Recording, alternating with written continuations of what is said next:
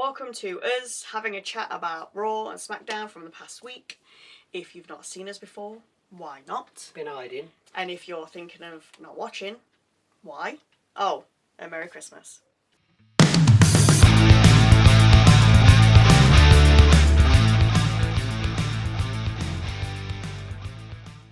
Hello, I'm Michael. I'm Sally. And this past week on SmackDown saw Nia Jax and Lash Legend finally teaming up and defeating the Kabuki Warriors.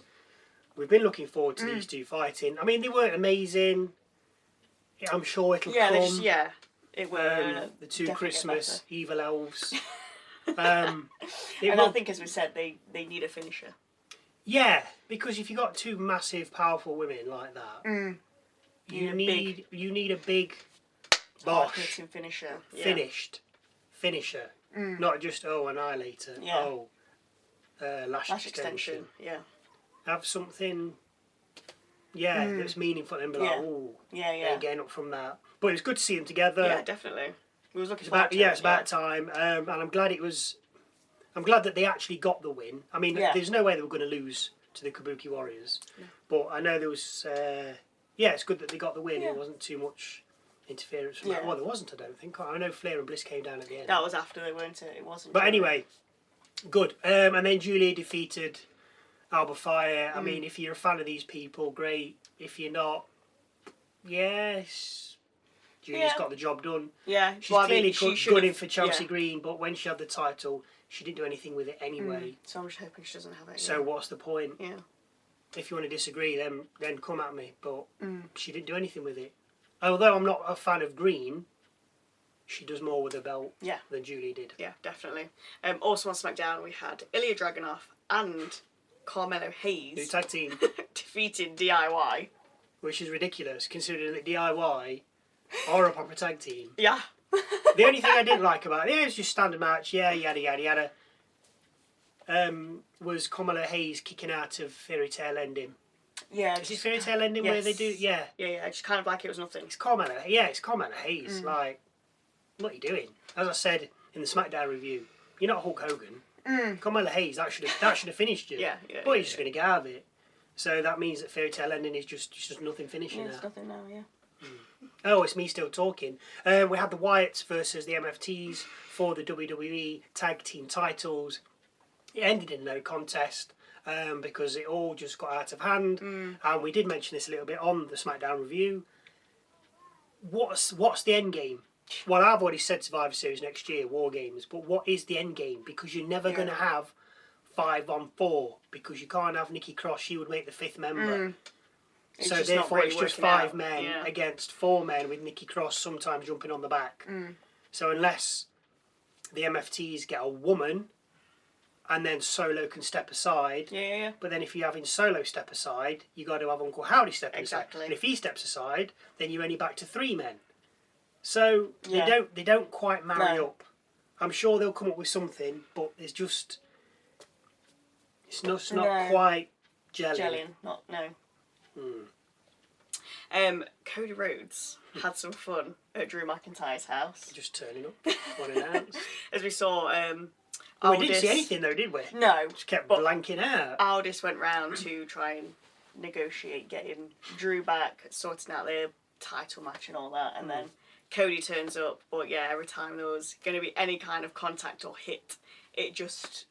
Which is convenient for the wrestlers, because they haven't got to do anything. Yeah. Right, do you pretend you're going to throw a punch? Right. Static. But, it was... But, and so, it's going to be good to see kind of like what Drew... What the stipulation is. Yeah, it's not just going to be standard one-on-one... No. Submission or 3 count. It's going to be a little more... Yeah. I don't know what. Is it going to be something as standard as just like a no DQ? It'll be a cage again. I would know. He likes a no DQ. He do, Doesn't he? So it'll be something like that. And then it also seems, just moving on, that we're going to have Jade Cargill facing off against Meechin. Meechin attacked Cargill from behind with a kendo stick, of course. So I think they will have a match. Whether it's this week, I don't know, but we'll come to that in a bit. Yeah. But I think it's going to be more than just your standard match. I think it's going to be a stipulation. Kendo stick match. Extreme Rules or something. Extreme Rules, get in the bin match. Yeah, and she's usually got a stick with her, hasn't she? Yeah, so, certainly I think she's something had along a few, those like, lines. I'm sure when she was feuding with, Bear with us, folks. you've said her name already, Chelsea Green. Chelsea Green. Earlier in the year, So they had forgetful. I know, they had like a dumpster match. Yeah. I'm sure they had like an Extreme Rules one as well, because I'm sure there was a time where she brought a load of stuff down in a trolley. It was probably the dumpster match. It's probably it could have been. Probably the Could have same. been, yeah. But she does like the kendo stick. Yeah. I think that we will see some kind of kendo slash kendo stick match. Some stipulation of sorts. Let's head on over to Raw, where we saw Asuka defeat Rhea Ripley. I think in the long run, Ripley and Sky will take the tag titles, and then I think they will then feud with Flair and Bliss. Yeah, I don't think Flair and Bliss will feud with the Warriors, even though they've said they want the titles. I can just see Ripley and Sky taking the title, because obviously that's penciled in for, I think it's the 5th of Jan. Yes. First Raw of the new year. I can, because if they don't take them, what are you going to do with them? Yeah. With Ripley and Sky? Yeah. I'm not saying they can't still pal around, but they need. I think they'll have something then that'll bring them together, or it will make more. And then, as I said, then they'll go on to Flair and Bliss, or the Warriors may, and then Jax. Lash and Jax in the long run. We'll have to wait and see. Also on Raw, we had Javon Evans defeating Ryo, who was with the rest of the Americanos. Yes. Had some shenanigans. Yes. But obviously, Evans still managed Won to get in the the win. end with his circus tricks. If you like that kind of thing, each to their own. He's good at what he can do, but in my mind, he's not wrestling. He does get some height though, doesn't he? Of course he does. Yeah, I'm not saying, but it's not wrestling, is it? It's just jumping around. And Bayley defeated Roxanne Perez after awakening her inner demon. Well, more Lyra waking it up with those slappy slaps that she likes to do. And then she just flips. Yep. Turns and absolutely battered Perez. She did. Dropped that big elbow. She got some height with that as well. She did. Which brings me to I forgot to write this, and I've remembered. It's the Judgment Day women seeming to bicker. Yes. Which is interesting because it was Perez was coming in and trying to split up or get out Liv and Rodriguez, and now Liv's like, "Hey, Roxanne, let's team up." Let's be best buds. While Rodriguez goes for the women's title, and then in this match, Rodriguez distracted the ref, causing issues. While Perez got the cover on Bayley, and then Morgan and Perez are saying to Rodriguez, "What are you doing?"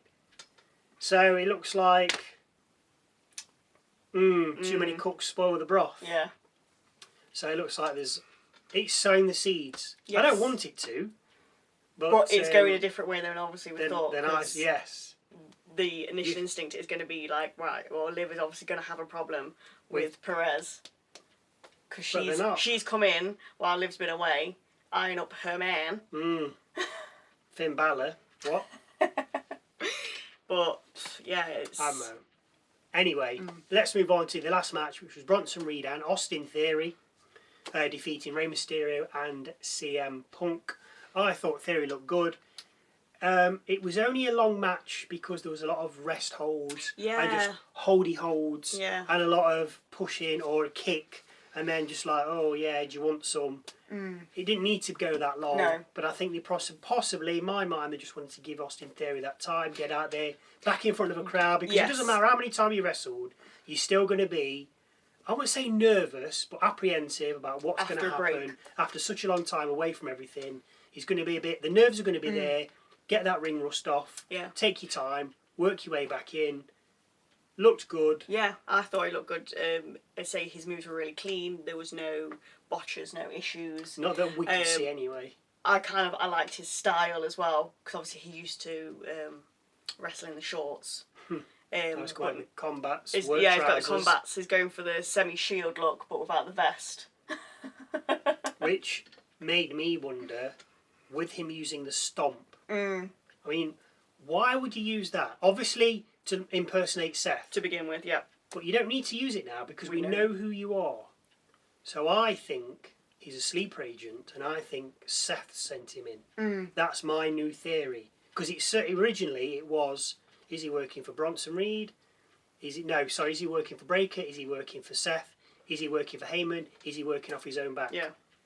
But Heyman knew nothing about it. No. Breaker seems to know nothing about it.